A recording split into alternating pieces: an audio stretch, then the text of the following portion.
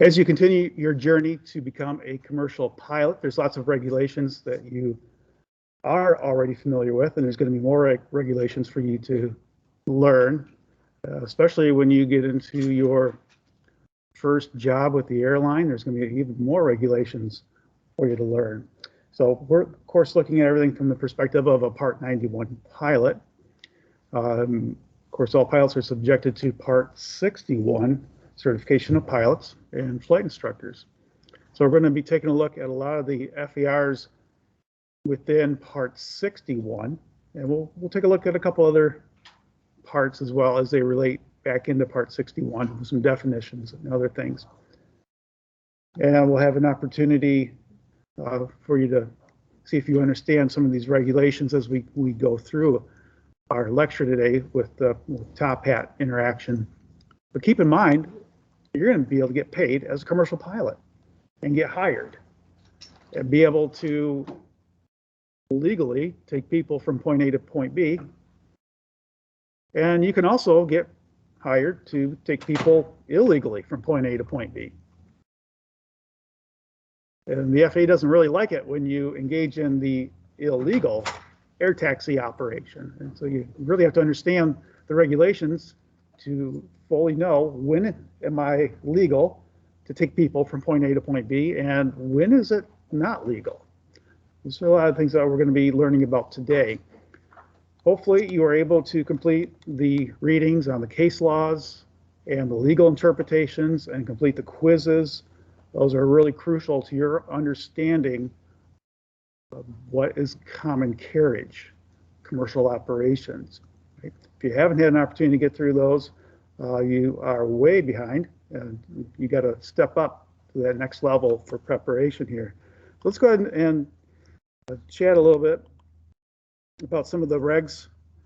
We're going to just go kind of do some review of the private pilot regs that you've already learned, and we'll be putting in some new regs and then expanding from there. Talking about certification, aircraft certification.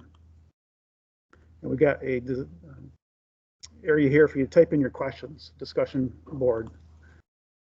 Aircraft are certified in general according to how they're going to be used. For the most part, you have been flying a normal category aircraft, your Cirrus SR-20. Some of you may have had opportunities to fly other aircraft that are utility category aircraft. Some point you're going to be flying an aerobatic category aircraft. That's required in our program here. And of course, later in life, you might be in a commuter or a transport category aircraft. The idea here is there's limitations, usually weight limitations or minimums, passenger seat limitations as well that constitute what these aircraft are. And then we look at the restrictions on the aircraft in terms of maybe pitch or bank attitude, or maybe other ones have certain restrictions for carrying people or cargo for hire. So the ones that we're really looking at here are going to be in the restricted category and the experimental category, because there's FAA test questions about these two categories.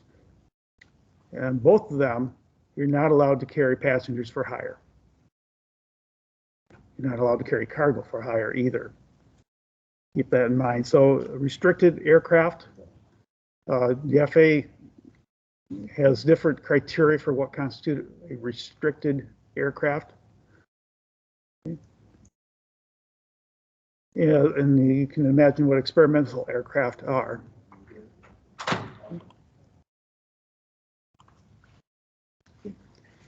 Good morning, guys.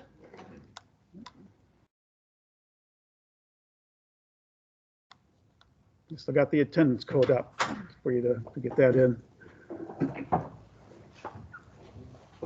So aircraft are certified in a category, and airmen are also certified in certain categories as well, based upon what they've been trained to fly. And traditionally, we've had 4 categories in which we can develop aircraft that pilots can learn how to fly.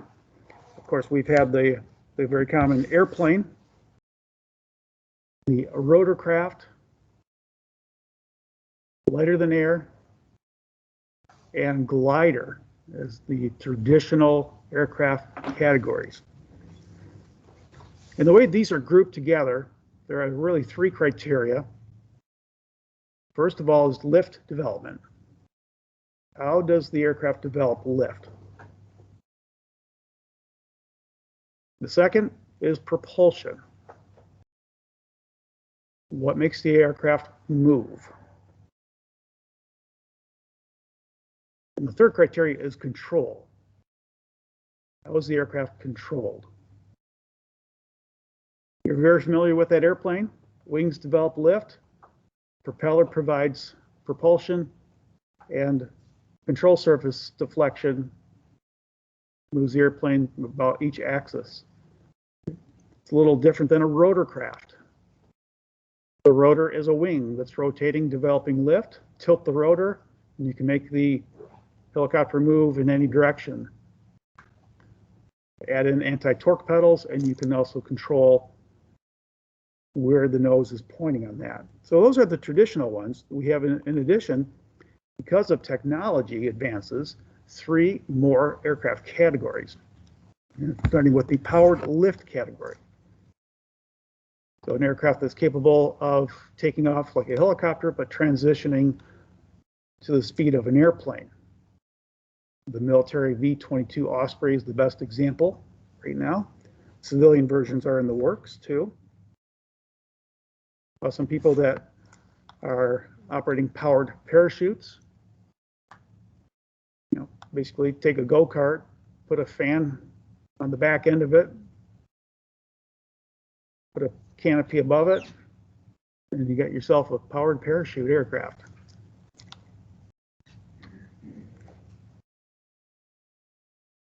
You want to go up, you add power. You want to go down, remove power. You lose the engine, just float down. Kind of a neat opportunity there. The last one's a weight shift control aircraft. Think hang glider with a big old fan on the back pushing you along.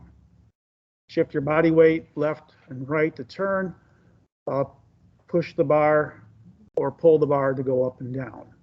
So those are different aircraft categories that an airman can be certified to fly. So all of you are going to be coming out of this program with an aircraft category. So that's where we start. Within that category, there could be classes that make it unique. So in the airplane category, we have multi-engine and single engine. So these are the class ratings. In addition, there's also land or sea class rating. So right now, you have an airplane, single engine land class rating. You have that because you're a private pilot. Once you get through the commercial check ride, then you'll have a commercial pilot certificate, but it will be still airplane. And it might be single engine land or it might be multi-engine land. And eventually you'll add on the other rating in addition to that. So you have an aircraft category that you're rated to fly in. You might have a class rating within that category that you're rated to fly in. But some aircraft might have a complexity about them that requires what we call a type rating. Example here is the Boeing 727. It is an airplane. It is multi-engine. It is land. So you have to have an airplane multi-engine land rating in order to fly it. It's also a very heavy aircraft. It's over 12,500 pounds. So there's one of the criteria for type rating. Next criteria for type rating is the propulsion. Anything that's turbojet, which includes turbofan, requires a type rating. Interestingly enough, a turboprop does not require a type rating. Think about the Beechcraft King Air. It has a turbine engine driving the propeller. No type rating is required for that one. Third criteria might be aircraft that are specified by the administrator. So Mitsubishi MU2 would be an example that the aircraft is a multi-engine land airplane, and it's under 12,500, and it's prop driven. But it has a horrible safety record, so that aircraft has a type rating requirement for it. Okay, so you should know those 3 criteria for your exam Bravo next week, definitely. All right, so you are rated in a category with class rating, quite possibly a type rating on that. Come on in. If you're coming in late, don't worry about the exam. We're moving that online. I'll send some details out to you about that. In addition to that, the FAA wants me to teach you about becoming a commercial pilot lighter than air. With lighter than air rating, that is. Okay. So let's learn a little bit about lighter than air stuff. Lighter than air obviously uses some sort of lifting device, buoyancy, or the buoyancy of the whatever gas they're using inside is lighter than the outside air, creating the lift. And they have 2 types of class ratings. The first being an airship. And you're familiar with airship designs, but they do come in 2 flavors. First of all, it's a rigid design. So there's a skeletal structure inside with the gas bags, and then it's surrounded by that envelope. Think Hindenburg, and you've got the idea of a rigid airship. But a blimp is also considered an airship. It does not have that skeletal structure inside. It's just gas bags surrounded by the envelope. And of course, the other class rating is that of a balloon. Just heating the air causes buoyancy, lift to be created, and there's no propulsion in that one. You just find where the winds are going.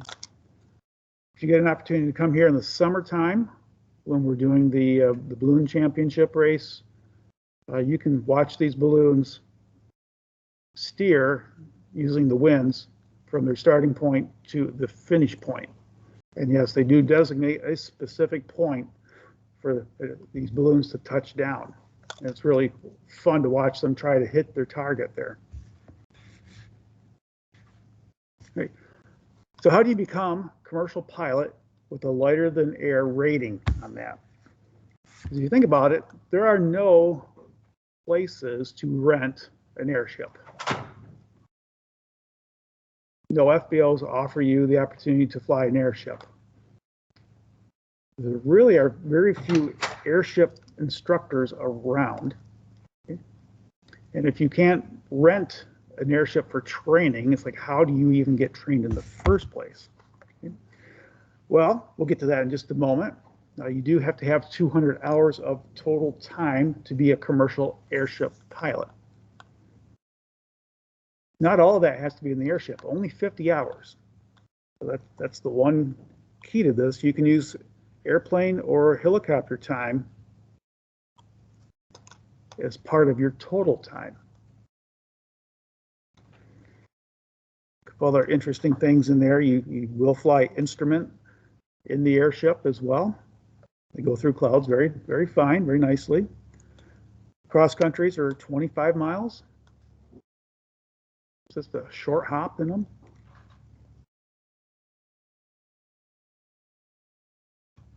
So the big deal here is knowing the 50 hours.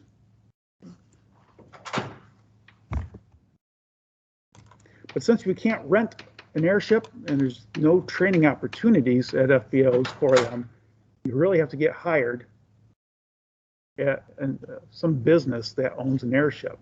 So you become a commercial pilot first, an airplane or rotorcraft, and then you get hired, by Goodyear, or you get hired by, say, MetLife or Fujifilm, or a variety of other companies that have airships, and they train you on the job, and then they bring in the pilot examiner for your check ride.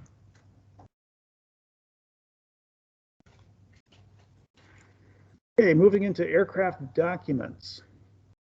There are regulations that state you have to have certain documents on board the aircraft.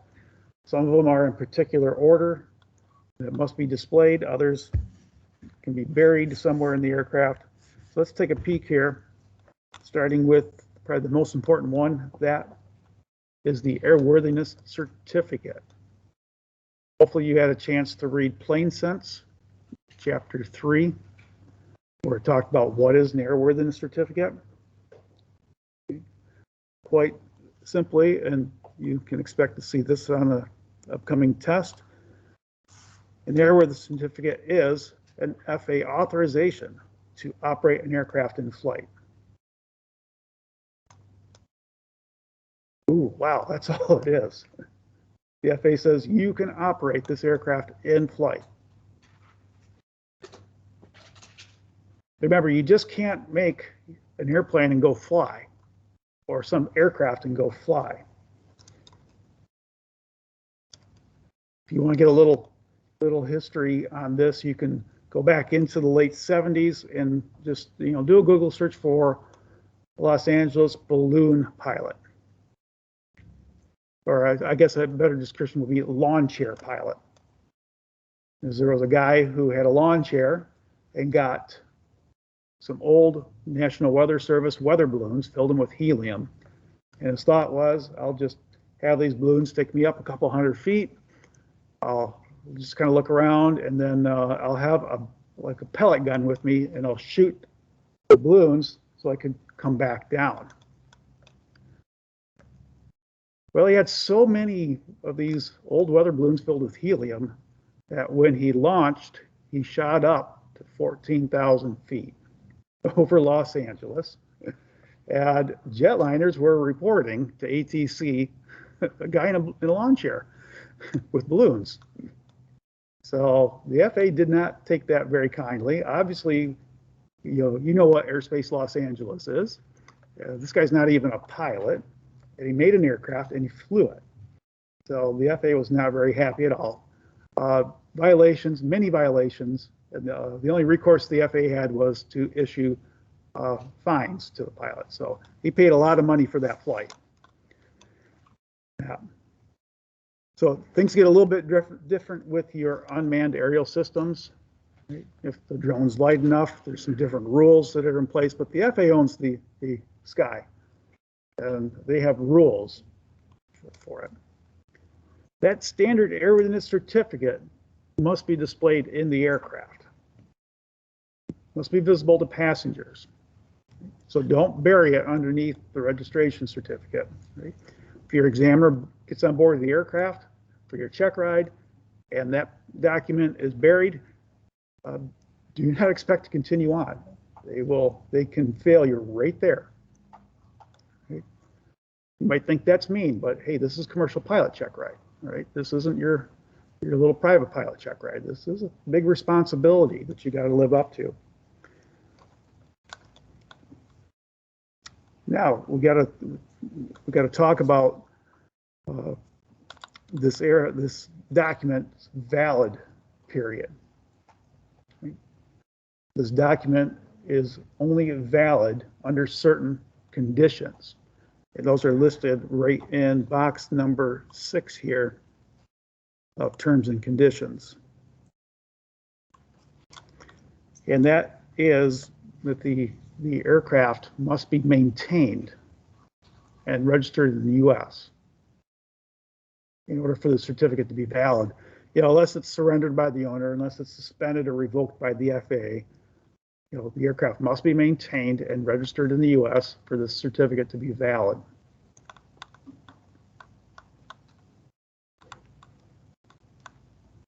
So what does maintained mean? Okay, we look at the maintenance of the aircraft being completed. Something breaks, it gets fixed. Preventive maintenance. First, looking at FAR Part 43 tells us about preventive maintenance. Alterations. Okay. I would even include in this list compliance with airworthiness directives. That's all part of maintenance of the airplane. Okay. So as long as you maintain the aircraft, the inspections, that also means inspections are done. complete preventive maintenance, complete alterations, comply with ADs, and you maintain the registration in the US, your certificate is valid for flight. You can go fly. Please remember, this piece of paper does not determine airworthiness. That piece of paper remains in the aircraft. We can go down to the maintenance hangar. We can find an airplane completely pulled apart. Airworthiness certificate is still on board the aircraft. So the airworthiness certificate always remains on board the airplane, regardless of the airworthiness condition. Next certificate. What happens if I have a broken airplane? Let's say some required equipment is not working on the aircraft, but the owner needs me to fly the airplane to a maintenance base for repairs. Remember that airworthiness certificate's only valid if the airplane has been maintained. If required equipment's broken, then your standard airworthiness certificate is not valid for flight. So that means you have to petition the FAA through the FSDO to get a special airworthiness certificate. And in particular, we're looking for a special flight permit. There's other reasons to get a special airworthiness certificate. The only one we're concerned about right now is the special flight permit. And it is a one-time event to go from the aircraft's current location to wherever it's going to be maintained, repaired, or stored. And once that flight event is done, the certificate is no longer valid.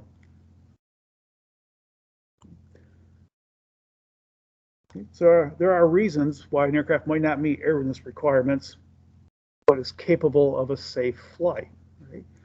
Right? And so the one that we're really concerned with is flying the aircraft for repair or storage.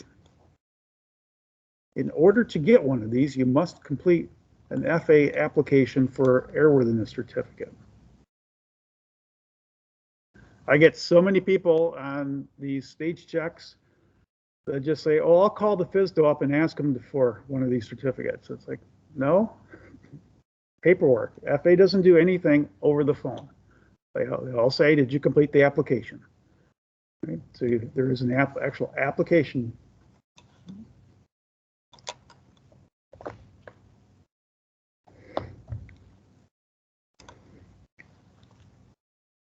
Now, yesterday I checked and 9 of you had found the extra credit opportunity for airworthiness application. So hopefully a lot more of you found that opportunity. So you complete the application for the airworthiness certificate. You normally have to have a mechanic inspect the aircraft and sign that certificate, and then the FSDO can issue you one. The next is a certificate of registration. We're talking about the federal registration here. And it's valid for 3 years. So you should be checking the aircraft here. We are in a time period where several of them are being changed over with new certificates being issued. These are going to be valid unless they're canceled by the owner. They're valid unless the aircraft is destroyed. They're valid for the 3 years unless the aircraft's ownership is transferred, sold or given away, or the owner has died and it's 30 days later. So that's 30 days have elapsed after the death of the certificate holder. Whereas the airworthiness certificate did not show who owned the airplane, it just showed what type of airplane it was. The registration is the one that shows who's the owner of the aircraft.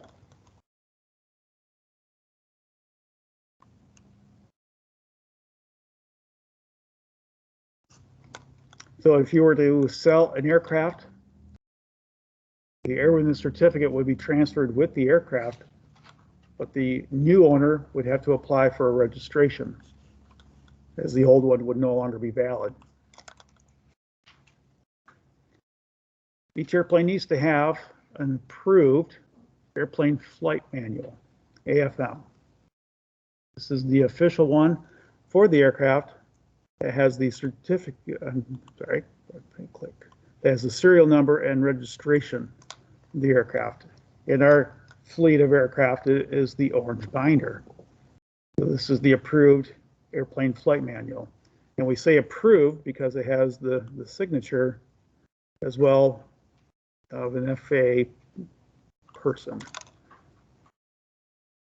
This cannot be taken into a different airplane. It's very specific to one particular aircraft only.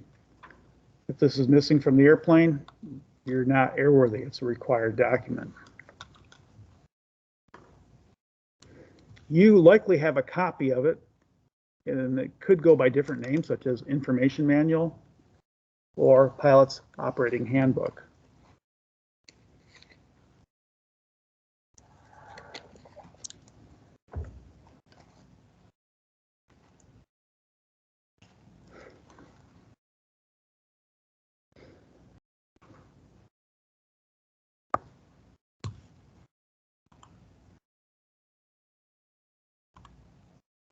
All right, see if you have any questions here.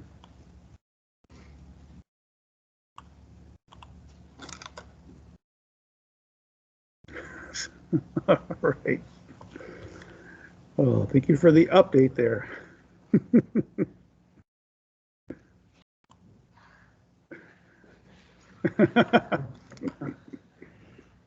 All right.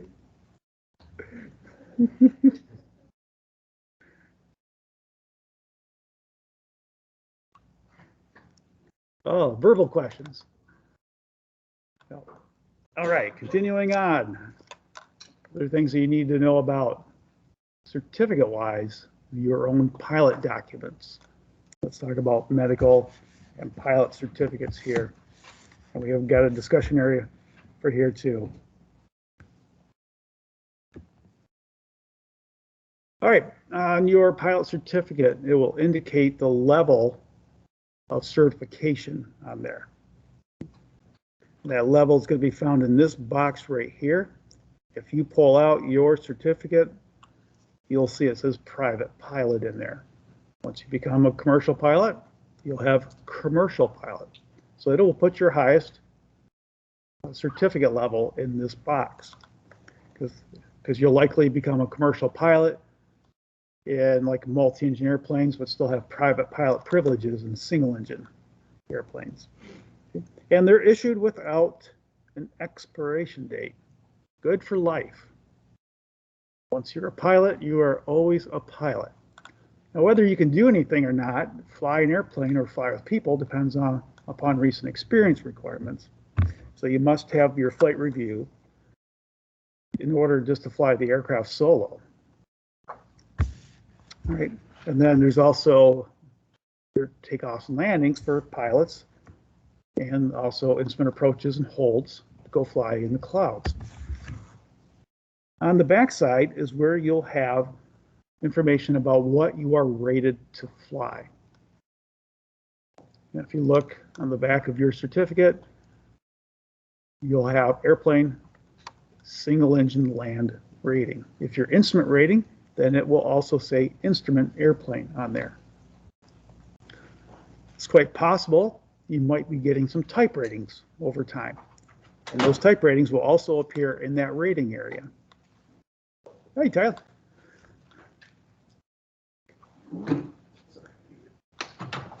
There's a spot for limitations. Just a little note on this first one called English Proficient. All pilots are required to speak, read, and understand the English language.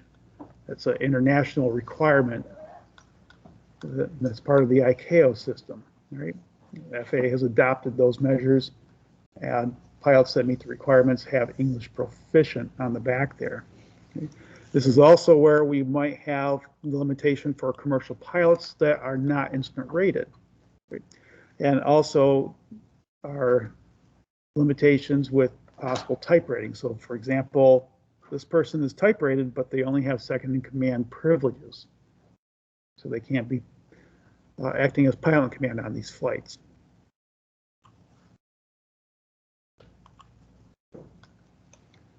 And make sure you understand the calendar month concept. Most of you already do, but I find several people every semester that don't quite have this concept down. So if we have the example here of March 15, 2018, and it's valid for 12 calendar months, that will give us until the end of March in 2019. The little graphic here helps explain it a little bit better. We got 2 years here. 24 months are displayed here. We start on in the blue March area, March 15. We start counting beginning with the next month. So even though I got this at March 15th, all this time here, I'm not counting it toward my calendar months yet. I'm going to start my calendar month count in April, all the way through to the end of whatever calendar time period it is. It's 12 months. That takes us to March. Therefore, it's going to carry us through all the way to the end of March. So a calendar month can give us up to 30 additional days, depending on what day you started. So if I had gotten something on March 1st, I still wouldn't start counting my calendar months until April 1st.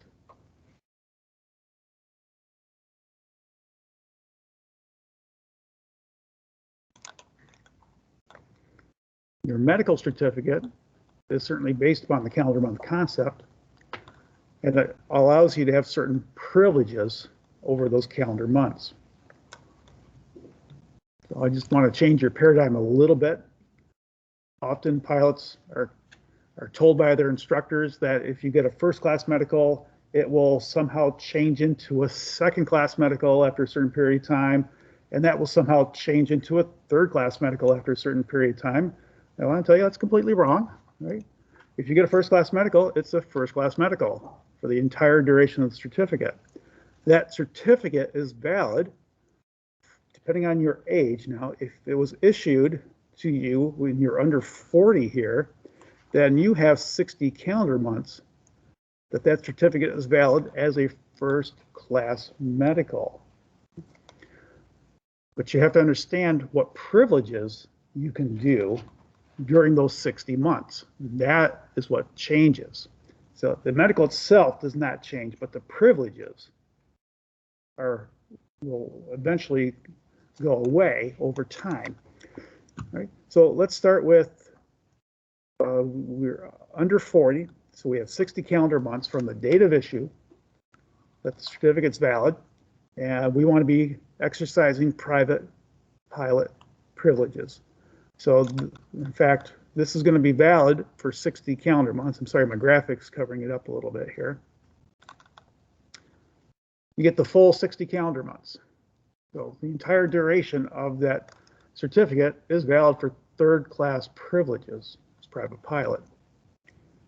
If you want to exercise ATP privileges, because you are some sort of airline transport pilot, then you have to have that first class medical certificate and the ATP license. It's valid for 12 calendar months from the date of issue. Okay? After 12 calendar months, you no longer have first class privileges. Okay? It goes away. Those privileges just go away.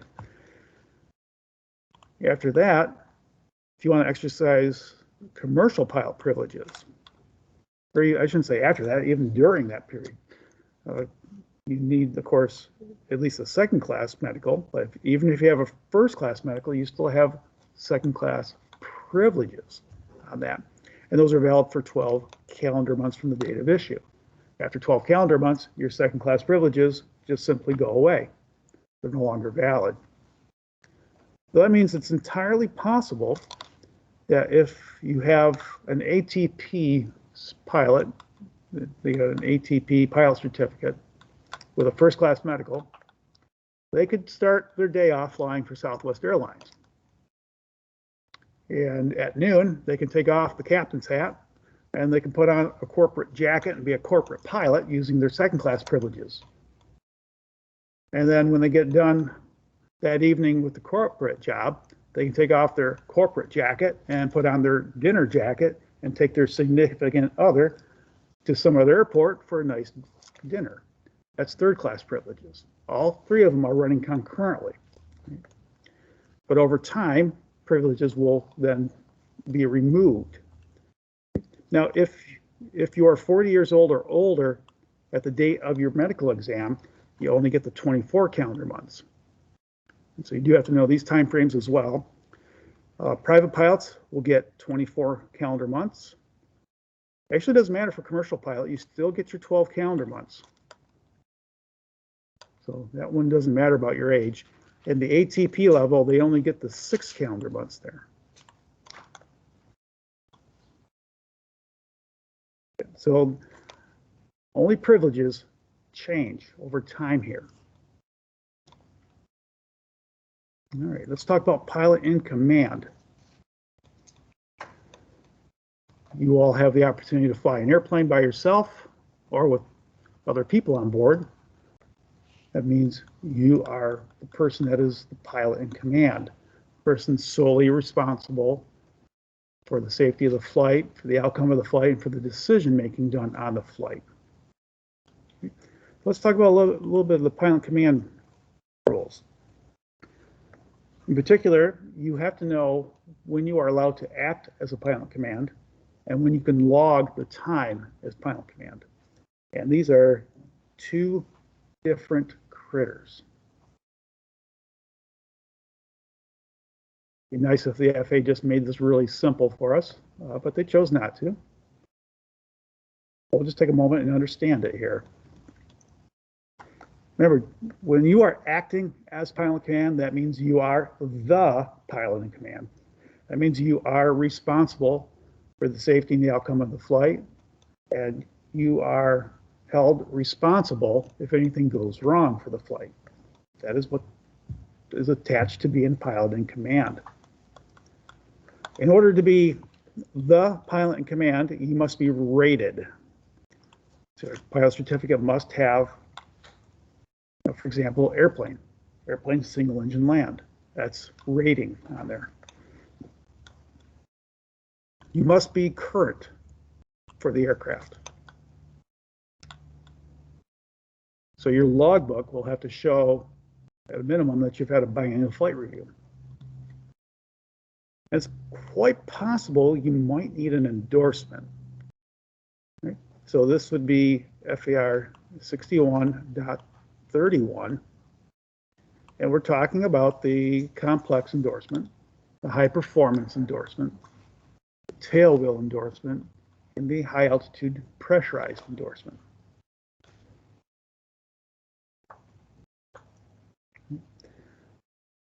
So if you meet all those requirements, you can be the pilot in command. Okay. Now, it's a little different critter over here on the logging side. When can I log pilot command time? If you are the pilot in command, you can log pilot command time. Absolutely. But what if you're not pilot command? Can you still log it? And the answer is yes. If you are rated for the aircraft that you are flying, and you're the sole manipulator of the controls, or you've been designated as pilot command, then you can log it. But you must be rated for the aircraft. That's it, in order to log it. You're the sole manipulator of the controls, you're rated, you log it. So a lot of you have done it on your training. You've been on, in the instrument course, you've been training. You're a private pilot. Your instructor is the pilot command on board, but you're sole manipulator of the control, so you're logging it in the pilot command column. Got some checklists, or not checklists, but flows that can help you understand when you're allowed to act or log pilot command time. And then we'll just kind of flow through this a little bit. As a licensed pilot, this would be the box that you would be starting in, because you are a private pilot. Right? Is the pilot rated in this airplane? Okay. and that means you are the sole manipulator of the controls and or the sole occupant. Okay, if we got the yes route here, then we can obviously log that time. Okay? If we're not rated in the airplane, then we come down here and log nothing. Right. What if I'm not the sole occupant? And what if I'm not the sole manipulator of the controls? But I'm rated for this airplane. So that means neither situation is happening. So I have to ask another question. Am I acting as a required safety pilot? So this is a situation where you don't have to be manipulating the controls, but you could be up in that team ride situation as a safety pilot then. Do you have a current medical? Right, you got all your documents with you. Or is the safety pilot willing here to act as pilot command? Just because you're up on a team ride flight and the pilot flying so under the hood, you don't have to be the pilot command. You can be the pilot command. That's what you two have to discuss before the flight. Most of the time, the discussion goes something like this: when I'm under the hood, you're the pilot command. And that's fine, okay? But the other person could say, no, I don't want to be pilot command at all. I'll let you be the pilot command the entire time, even when you're under the hood. Both those possibilities are there, right? But if you're willing to act as a safety pilot and be the pilot command, right, then all that time is logged up here as pilot command time.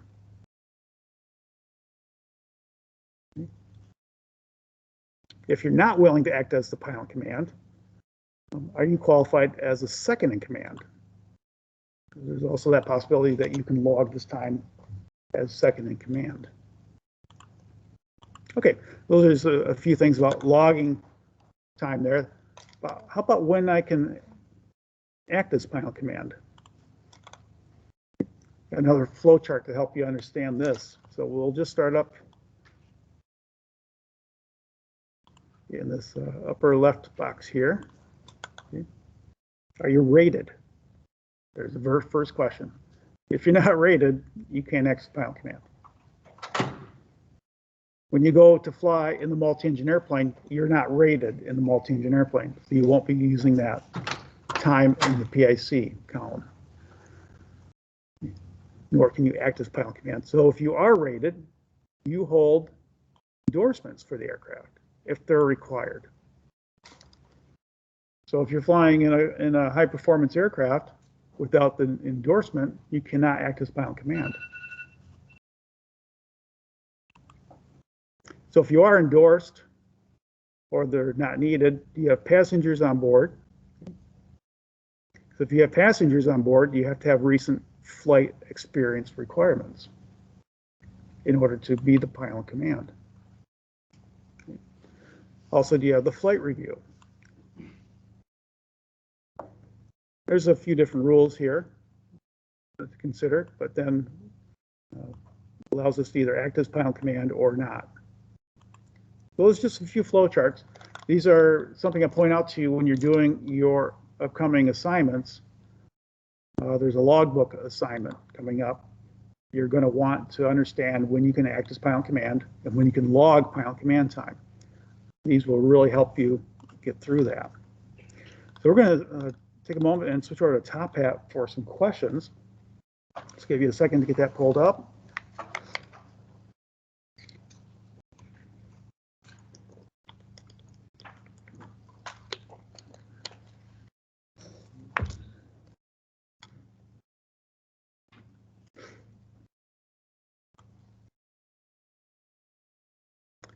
So I'm going to show you an airplane and give you the pilot credentials. Can this pilot act as pilot command? Remember, acting as pilot command is the pilot command, the person solely responsible for the flight, accountable for the flight. A 1-minute question here. So you got a tailwheel aircraft. The pilot is a private pilot, airplane single engine land. They're not endorsed. They're not rated. They're going on a dual local flight. So can this pilot act as pilot in command?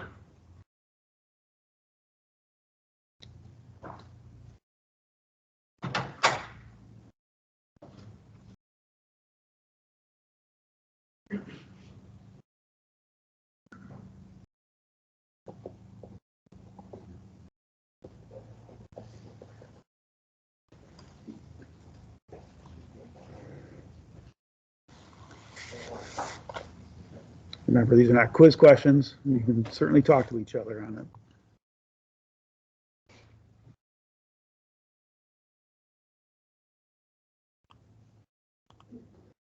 All right. So you all said no, and you all got it correct. Okay? Pilot is not endorsed to be the pilot in command. Now, similar question to that. We can show you the same pilot and same airplane. Can the pilot log pilot command time in their log book? They can't act as pilot command, but can they log the time pilot command? Remember, the big deal here is the ratings, not the endorsements. Remember, it's the ratings.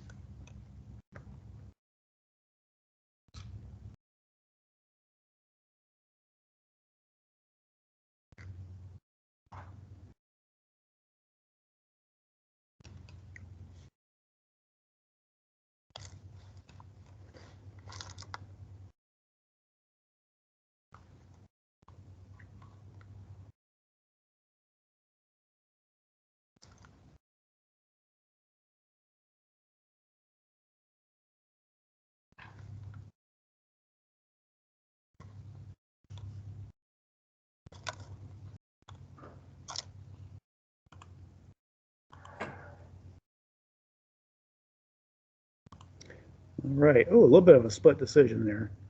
Yeah, the correct answer is yes. Remember, it deals with the ratings. You have to be rated in the aircraft. Endorsements don't matter for logging. Endorsements only matter for acting as pilot in command. As long as you're rated, this person is rated, the airplane's single engine land. That's what they're rated for. They're logging that time. Okay, here's another one. Can this pilot act as pilot in command? It's a Piper Seneca, so it's twin engine. It is high performance. It is complex. This is a private pilot rated an airplane single engine land. They are high performance endorsed. They are complex endorsed. Can they act as pilot in command? We always concentrate on the ratings first. Acting as pilot command also means considering endorsements.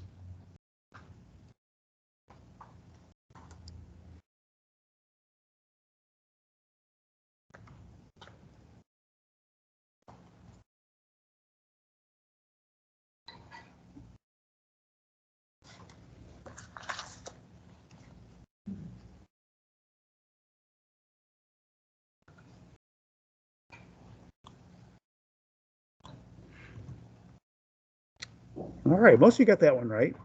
This pilot is not rated in a multi-engine airplane. They're only rated in single engine land, so they may not log it. I'm sorry, they may not act as pilot command time.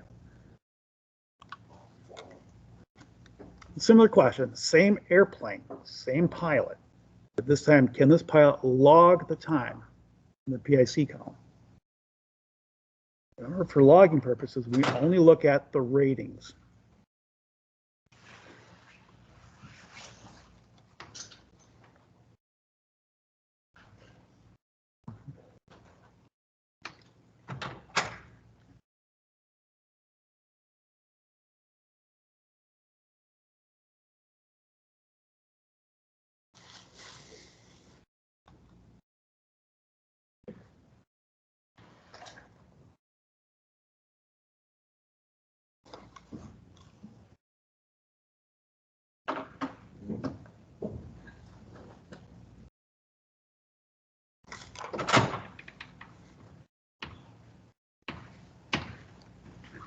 Hi, guys.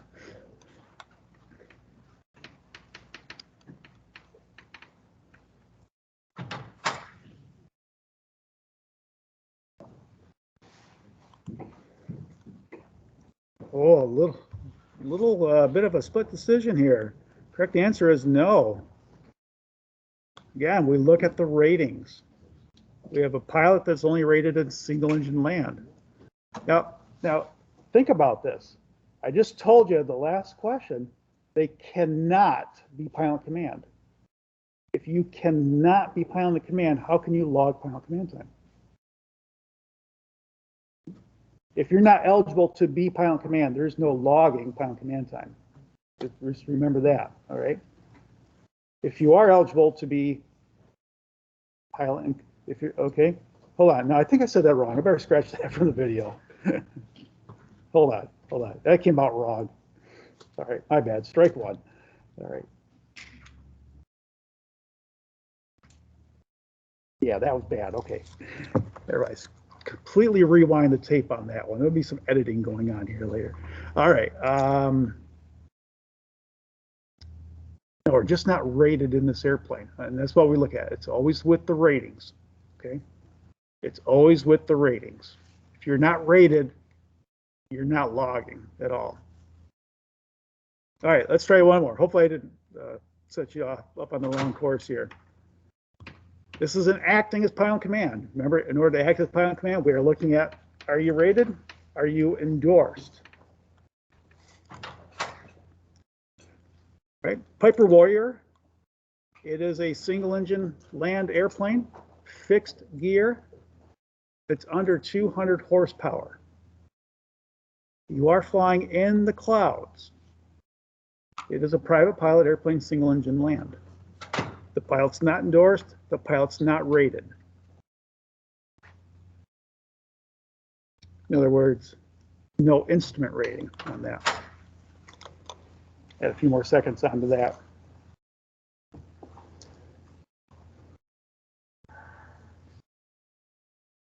Always look at the rating for the aircraft as to whether they can act as pilot command, as well as the rating for the operation.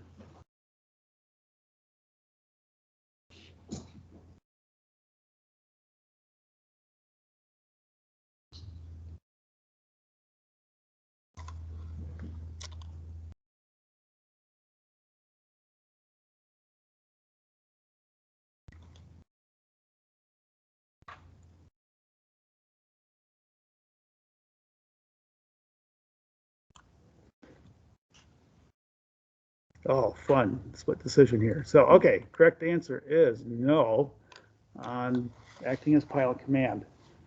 We look at the rating for the aircraft, then we look at the rating for the operation.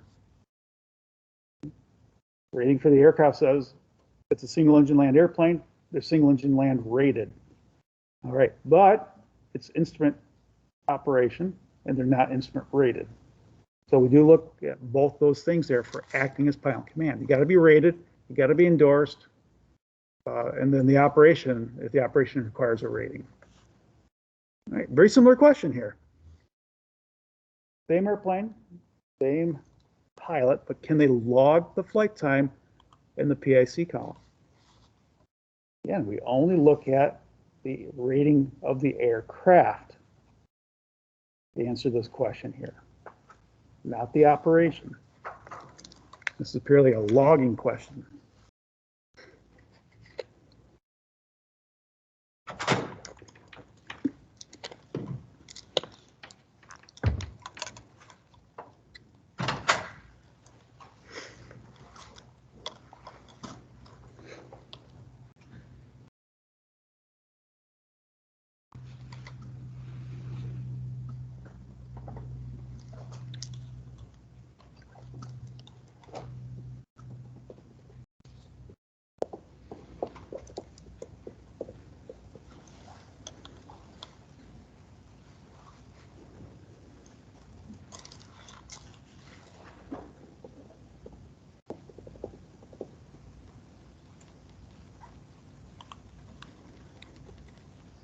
All right, most of you got that one right then.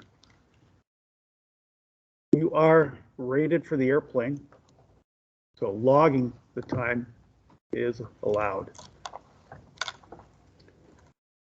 All right, I got one more of these. different perspective on this one. Safety pilot now. Speaking about, can the safety pilot act as pilot command on the flight when the pilot is using the view limiting device? Of course, we know regulations require another pilot on board if you're going to be wearing an instrument hood. Right? So this is the question, can this safety pilot act as pilot command? That is the Cirrus SF-50 Vision jet. So that is a complex and high performance aircraft. It is a turbofan. It is under 12,500 pounds.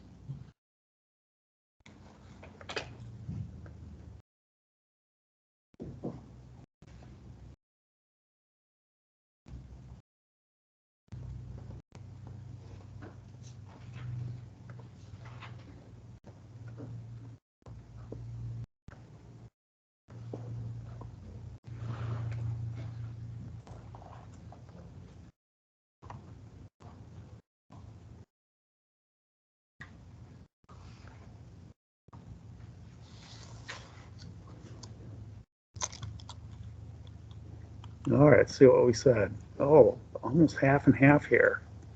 All right. So the correct answer is no on this one. All right. And we go back to safety pilot. You got to be rated for the aircraft and endorsed if it's needed. Okay. This also includes type ratings. This is a jet. It's a turbofan. Turbofans require type ratings. That's why you can't, this pilot's not qualified to act as pilot in command. They can still act as a second in command, or, you know, as a safety pilot on board, but they can't act as the pilot in command. All right, we're going to go through a few more slides and questions, then we'll take a break on that. We also have to understand when night begins, when we can log nighttime, and when do we have to be current for night operations. 3 different critters there.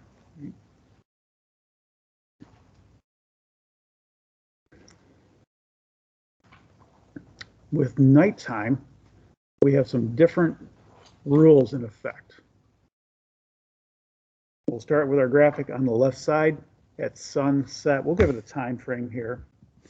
Let's say it's 7:30 p.m. According to FAR 1.1, the definition of night is the end of evening civil twilight to the beginning of morning civil twilight. So that's why we have this period here called evening twilight. Of course, you should recognize that, you know, when the sun is below the horizon, it's still light out for a period of time. It is diminishing light, and that's known as twilight. That's already been calculated for us, so we can look up when twilight ends, and then we know that night begins. So we can look that information up online. So let's just give it a number. This twilight period, roughly a half hour, but it does vary based upon latitude and the season. So keep that in mind. It could be as short as 15 minutes, as long as 45 minutes, right? So let's just put on there that the official end of twilight is 7:50. That's when our nighttime begins. And the thing with night beginning, that's when we start logging our time. Now, the other thing that comes into play here is 1 hour from sunset, another set of rules come into effect. And that is your night recent experience in order to carry passengers. The regs state at 1 hour past sunset, you must be current with your takeoffs and landings. And those takeoffs and landings have to occur 1 hour after sunset, 1 hour before sunrise.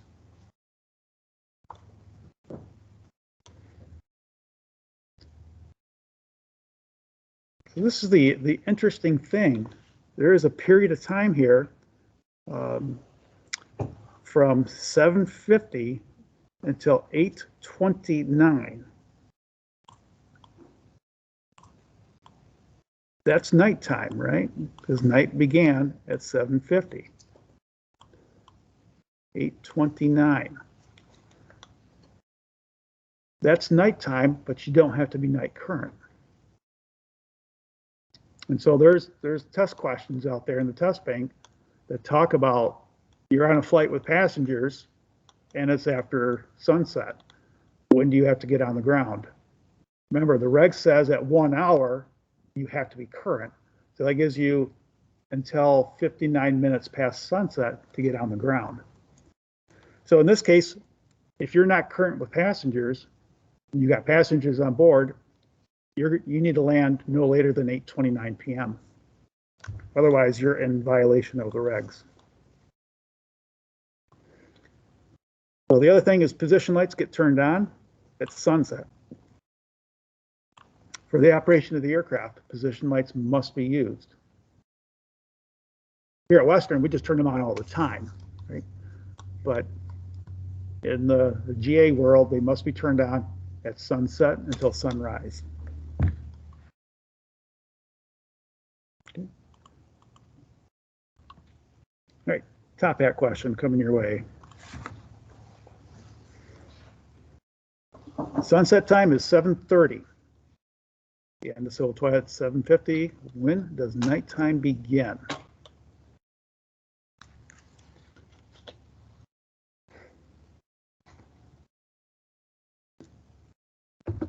This is just the definition of night here. We're not talking about passengers.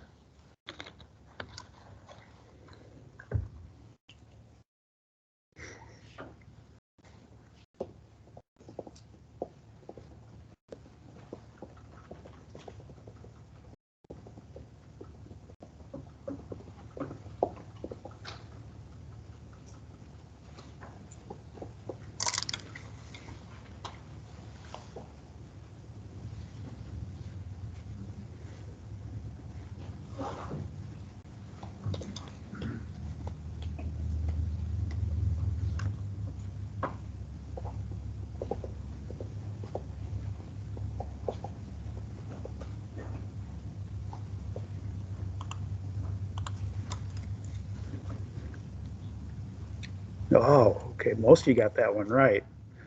8:30 is when you have to be current for passengers. This is just talking about nighttime beginning at the end of evening civil twilight. Next question. Same sunset and twilight times. When can a pilot begin logging nighttime? Remember, we're not talking about passenger carrying operations. We're talking about when can you begin logging nighttime.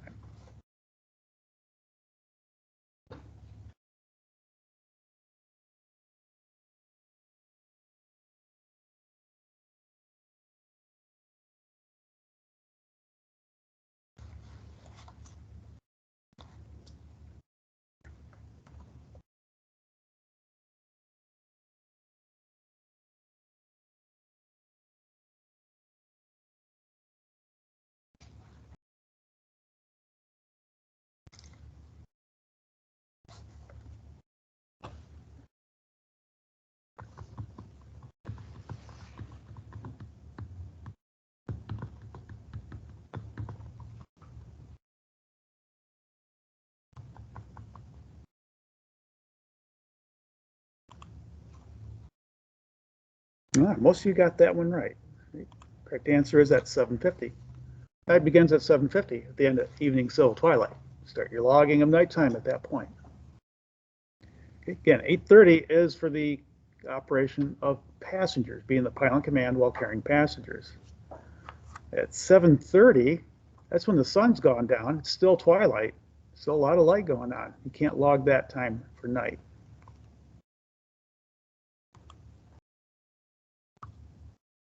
Okay, same sunset and twilight time. When does a pilot need to be current? Night current for passenger carrying operations.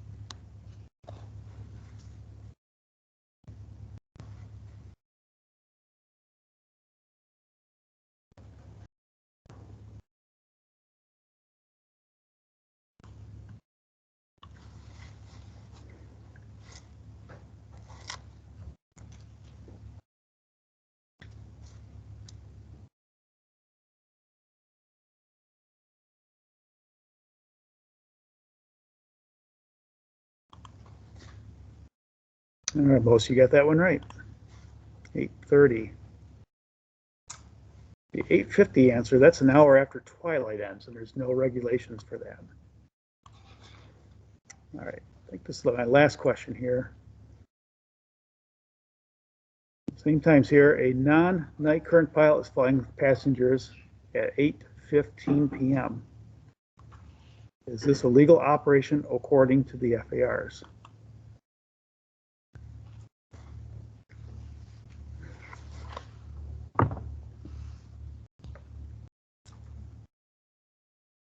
You think about the best answer here. There might be more than one answer that seems correct. The FAA always uses the best answer.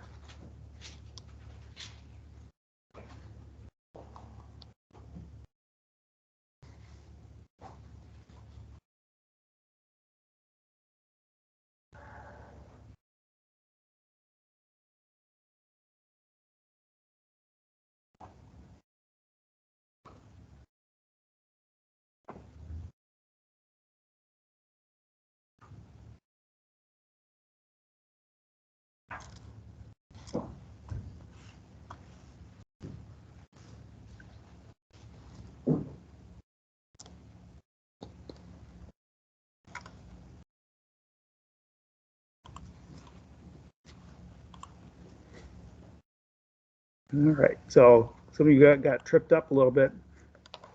Answer A is technically a correct answer. But when we look at all the answer choices, it's not going to be correct all the time. So the FAA will do that with you on the knowledge test questions. They'll give you multiple correct answers, but they're not going to pass the test for all the time. That's why answer A is not going to be a correct answer, because it's not true all the time. It's only true for a certain period of time. So answer C is the correct answer there. It is legal until we get that 1 hour past sunset mark. All right, so tell you what, let's go ahead. Let's see if you got any questions first here.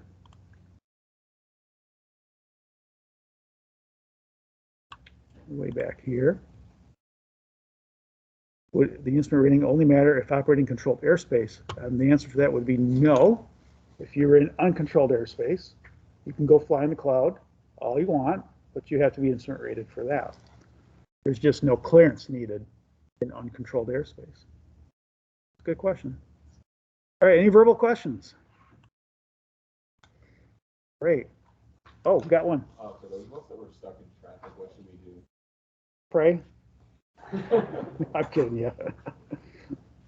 Yeah, if some of you came in late, we are pushing the exam into on your own. It's going to be done today. I'll be sending you an email for that. And I'll send out instructions for anybody that's missed some content on how to make it up. Okay? Yes? Normally by 11:59 p.m. And if you have a problem with that, just coordinate with me. We'll take care of you. unusual circumstances, I'll work with you. Cool. All right, take a break. Take about 7 minutes. Come on back.